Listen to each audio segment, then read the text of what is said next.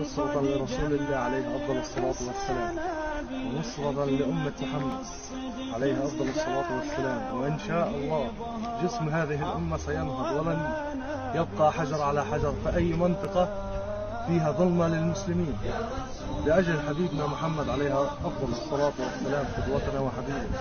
هذه السيارة ملك خاص لي، سوف أحرقها لأنها فرنسية، وسأرسل رسالة لماكرون الظالم. سوف تنال يوم من الأيام عقابك، وسوف نأثر لرسول الله عليه أفضل الصلاة والسلام.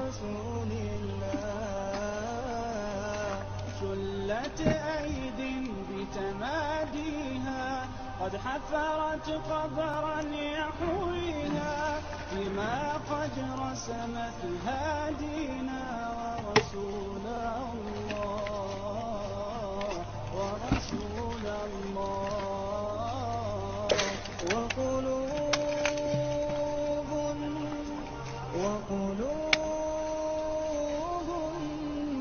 وقلوب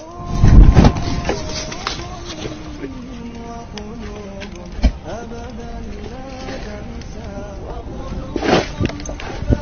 هذه هي رسالتي لماكرون، هذه هي رسالتي. أقسم بالله العظيم، أقسم بالله العظيم، أنت والذي معك ستلعنون في نار الآخرة ونار الدنيا في حق الإسلام بإذن الله رب العالمين.